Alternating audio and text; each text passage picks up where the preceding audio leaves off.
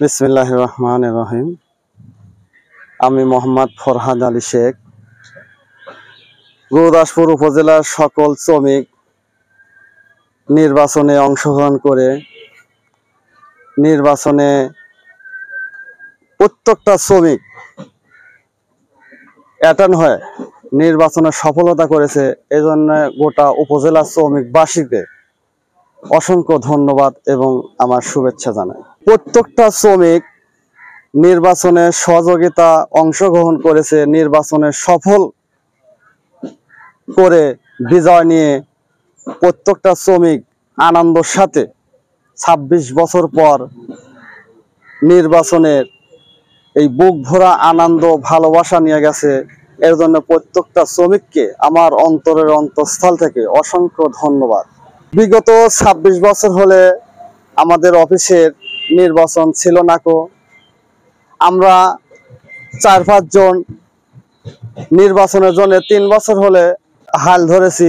প্রত্যেকটা শ্রমিকের প্রত্যেকটা সদস্য আমরা বোঝাইছি যে শ্রমিক সংগঠন একটা শক্তিশালী দল। আমরা যদি একতাবদ্ধ থাকি তাহলে আমার সংগঠন অনেক শক্তিশালী হবে। আমরা কোনো মানুষের কাছে আমরা নির্যাতিত হব না।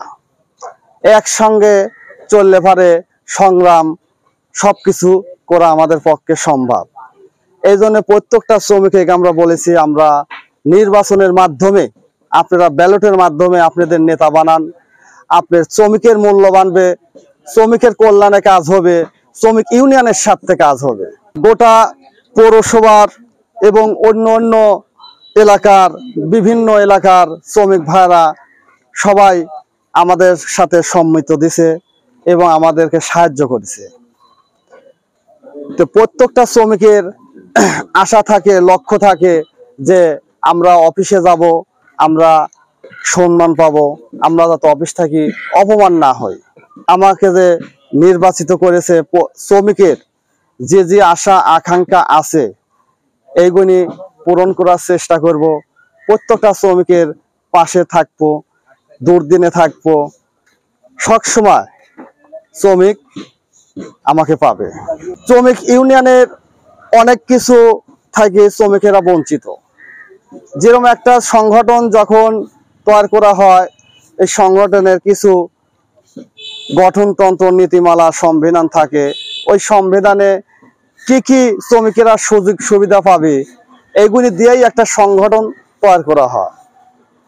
এই সংগঠনে আছে শ্রমিকেরা যদি মারা যায় তাকে এককালীন কিছু ভাতা দিতে হবে।